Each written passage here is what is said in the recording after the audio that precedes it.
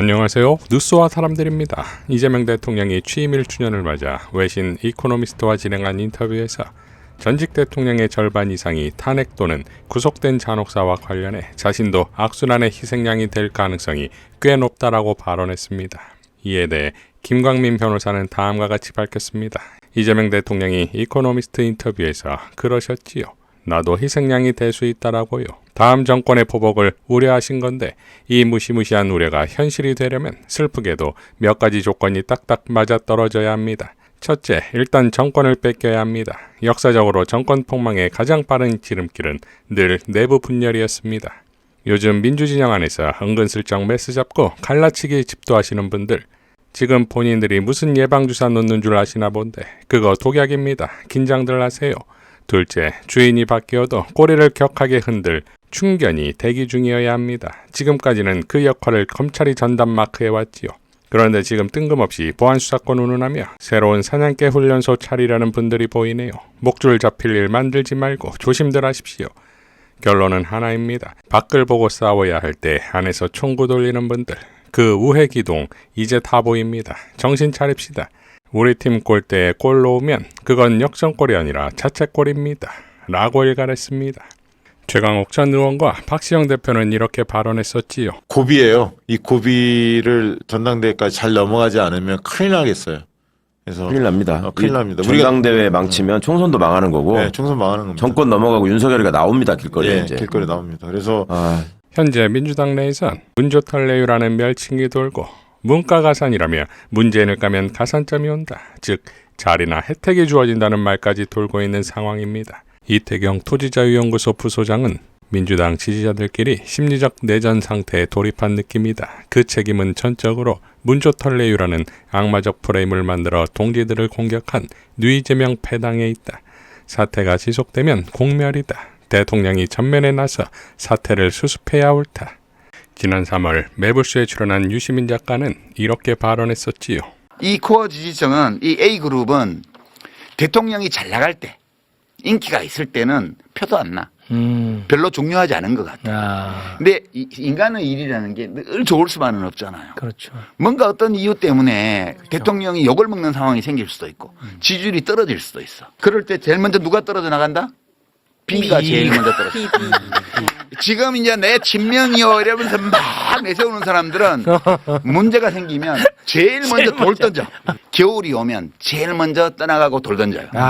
근데 이 A에 속한 사람들이 있잖아요. 일을 하다 보면 잘못할 수도 있지. 그 일이 잘못된 게 다 대통령 책임만은 아니잖아. 그래도 우리가 이 진영이 무너지면 대한민국이 어떻게 될 거야? 그러면 안 돼. 이렇게 해서 욕먹고 이럴 때 지켜줘요, 이 사람들. 코어 지지층의 지지 온도가 식는다는 것은 지금 당장은 문제가 아니에요. 네. 지금 당장은 지지율이 떨어지거나 이럴 일이 없어. 근데 어려움이 왔을 때 그걸 버팅겨주는 힘이 엄청 약해지는 거예요. 노무현 대통령이 서거하시고 나서 막 수백만 명이 조문하고 이랬지만 그 초기에 현대건설이 북한에 보낸 그 4억 달러인가 그 문제 때문에 특검을 그때 한나라당에서 의결을 했고 지대로 다수였으니까. 네. 그거를 거부권 발동을 안 하고 수용한 것 때문에 이 코어 지지층이 식었거든요. 그래서 지지율이 떨어지고 나서 어려움을 겪을 때 안 움직인 거예요. 이 코어 지지층이라는 거는 그만큼 중요한 거거든요. 이런 상황에서 추미애 경기도지사가 나섰습니다. 노무현 대통령의 묘역을 참배한 후 이런 글귀를 남겼지요. 하나된 민주세력을 지켜주십시오. 자, 현재 민주당 상황을 간파한 문장이 아니겠습니까? 고일석 기자는 다음과 같이 밝혔습니다. 추미애 경기도지사 당선인께서 오늘 노무현 대통령 묘소를 참배하고 양산에서 문재인 대통령을 예방하고 오셨군요. 이 소식을 전하는 최민희 의원의 말씀으로는 양산 가는 길에는 옆에서 살짝 긴장감마저 들었다고 하는데요. 잘은 모르지만 문재인 대통령은 법무부 장관 퇴임하고 처음 마주한 것 아닌가 싶습니다. 정말 추미애 지사처럼 김대중, 노무현, 문재인 그리고 이재명 대통령까지 이렇게 우리 지도자들과 굵고 강하게 얽히며 함께 해오셨던 분이 또 계실까요? 굳이 따지자면 돌아가신 이해찬 전 총리 정도.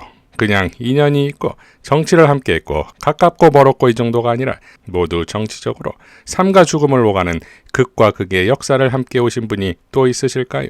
이 시기에 봉화와 양산을 다녀오신 것은 경기도지사 임기 개시를 앞두고 인사와 예를 올리는 의미가 우선이겠지만 우리 민주진영의 큰 어른으로서 지금의 민주당과 우리 지지자들 모두에게 당신의 소망과 당부를 말씀하고 싶었던 것 아닌가 하는 생각을 해봅니다. 추미애 지사님 고맙습니다.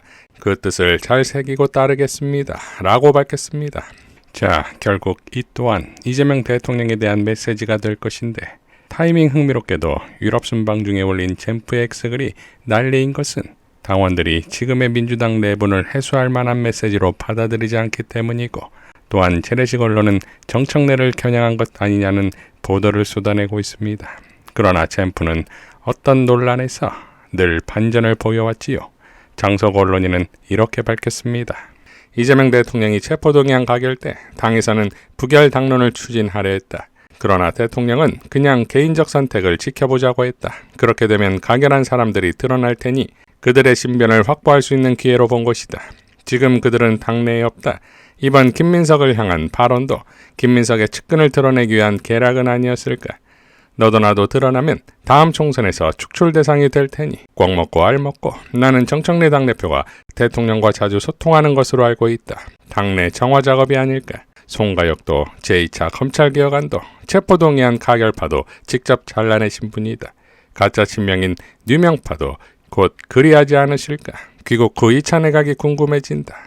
자, 결국 귀국 후 순방 결과를 설명하는 당청 자리에서 정청래 대표의 만남이 중요하겠지요. 젠프의 위대한 국민지성의 힘과 정청래 대표의 위대한 당원지성의 힘을 믿겠습니다. 한동훈이 이재명 대통령의 공소를 취소하면 탄핵시키겠다고 한 것에 대해 TBS 봉지욱의 봉인해제에서는 이런 발언이 오갑니다. 일단은 공소 취소가 나는 것은 뭐 할지 안 할지 알 수가 없는 것이고 네. 중요한 것은 그 전에 이제 조작해서 특검을 해봐야 되는 거잖아요. 맞습니다. 특검을 해서 뭔가 유의미한 정말 결정타가 나오면 네. 그죠? 조작의 명백한 증거들이 저희가 나오면 국정조사에서도 많이 밝히기는 했는데 네. 정말 그거는 빙산의 일각이고요. 드러나지 않는 사실은 강제 수사나 수사를 통해서 밝혀내야 될 것이라고 봅니다. 그러니까요. 국정조사가 강제 뭐 조사 권한도 없는데 그러니까 자료 제출 요구권만 맞습니다. 있잖아요. 그 상황에서도 많은 것이 나왔는데 언론은 별게 안 많이 나온 것처럼 지금 침묵을 했었죠. 네. 특히 보수 언론들 그렇게 쓰는데 어찌됐든 조작해서 특검을 해서 명백한 증거들이 나오면 그 다음에 한번 공소 취소를 할지 말지 생각해 볼 수 있는 것인데 사실은 그렇게 되면 공소취소 문제가 아니라 한동훈까지 아마 집중적인 수사가 대상이 돼서 처벌을 받을 수 있을 거라고 저는 생각됩니다. 아니, 제가 그래서 드린 말씀이에요. 지금 한동훈 본인이 전직 법무부 장관으로서 대통령의 공소 취소를 계속 거론하는 이유는 공소 취소가 되면 거의 이건 확률적으로 봤을 때 한동훈 의원이 윤석열과 한동훈의 범죄죠. 한동훈 의원이 사법 처리가 될 가능성이 큽니다. 제일 정점이 있었죠. 그러니까 그 부분이 어떻게 보면 한동훈 의원 본인의 아킬레스건 같은 거거든요. 맞습니다. 그래서 그 얘기를 자꾸 하는 게 아닌가. 그게 진짜 될까 봐. 노정면 의원은 다음과 같이 밝혔습니다. 예상은 했지만 한동훈 의원의 허장성세가 가관이다.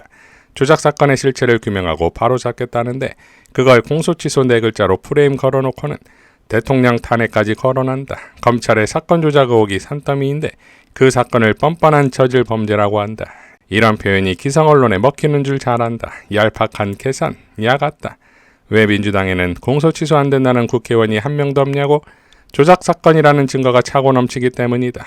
아무리 격한 표현 동안에 허세를 떨어도 실체는 조작이다. 부끄러운 줄 알라고?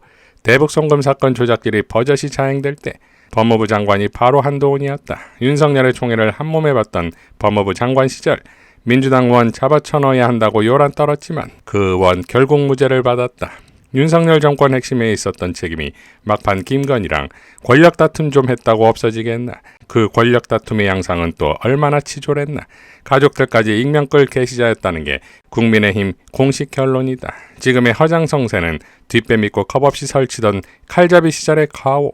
자신의 그 낯뜨거운 폴더 인사 시절 몰래 하다 들킨 치졸한 권력 다툼 양태들 이런 것들을 덮어보려는 몸부림으로 보일 뿐이다. 부끄러운 줄은 아는 모양이다. 단 인정하고 반성하는 용기 대신 허장성세로 가리려는 비겁을 선택했을 뿐 내가 부끄러운 건 이런 한동훈 부류의 인사들 국회 입성을 막지 못한 것 그래놓고도 서로 싸우는 모습을 국민 앞에 보이는 상황이다. 정말 부끄럽다 라고 밝혔습니다.